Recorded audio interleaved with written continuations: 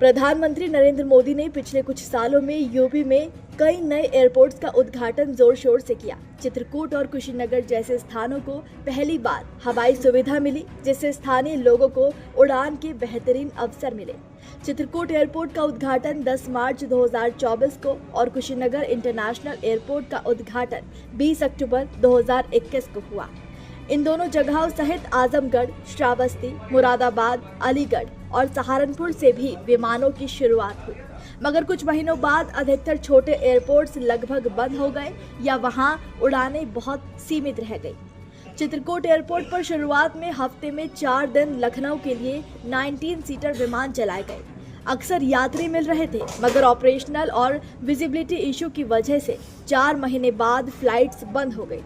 फिलहाल यहां से कोई विमान नहीं उड़ रहा है। हालांकि 70 से ज्यादा कर्मचारी सीआईएसएफ के जवान ड्यूटी पर तैनात हैं। कुशीनगर अंतर्राष्ट्रीय एयरपोर्ट को भारी लागत और आशाओं के साथ शुरू किया गया था।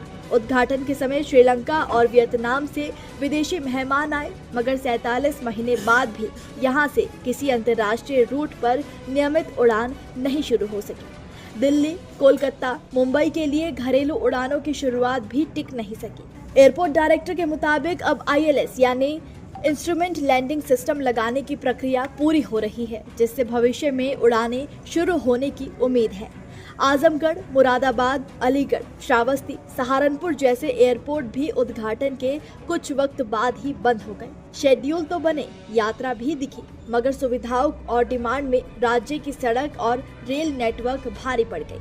लोग ट्रेनों और एक्सप्रेसवे को ज्यादा व्यवहारिक मानते हैं। किराया, समय, अभ्यस्तता, इंफ्रास्ट्रक्चर की कमी जैसी वजहों से फ्लाइट्स नहीं चल सकी।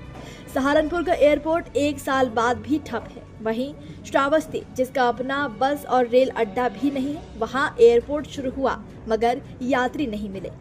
ऐसे में नोएडा में एशिया का सबसे बड़ा जेवर एयरपोर्ट बन रहा है। जल्द उद्घाटन होगा और उम्मीद है कि इसे लेकर बड़ा ट्रैफिक दिखे।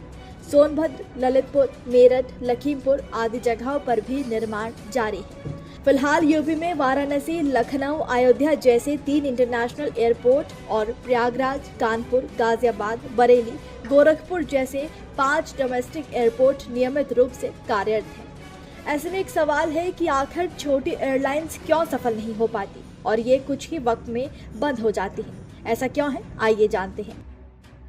दरअसल छोटी एयरलाइंस रूट बंद करने के कई आर्थिक कारण होते हैं जो उनके संचालन और प्रॉफिट को प्रभावित करते हैं। सबसे प्रमुख वजह कम यात्री की संख्या होती है। जब किसी रूट पर लगातार कम यात्रियों के कारण विमान कम ऑक्यूपेंसी के साथ उड़ान भरते हैं तो वो आर्थिक रूप से टिकाऊ नहीं रहता। चाहे किराया कितना भी कम हो, खर्चा ज्यादा होने के कारण एयरलाइंस उस रूट को बंद कर देती है।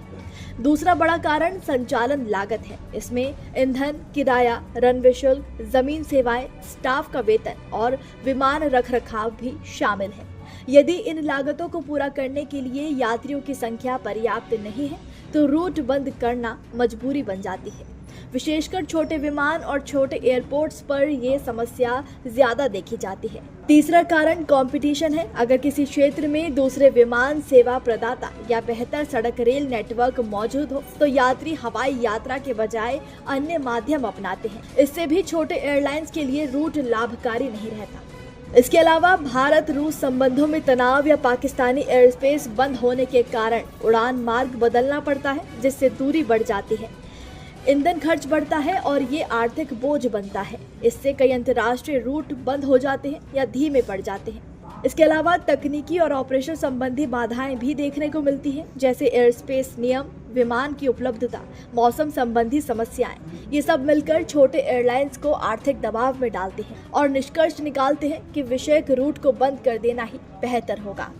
तो कुल मिलाकर यात्री संख्या की कमी, अधिक संचालन खर्च, प्रतिस्पर्धा, बाहरी राजनीतिक भौगोलिक प्रभाव और तकनीकी चुनौतियां छोटे एयरलाइंस के लिए रूट बंद करने के मुख्य आर्थिक कारण हैं। ऐसे में इन तमाम एयरपोर्ट्स के बंद होने के पीछे इन्हीं कारणों को असली वजह माना जा रहा है।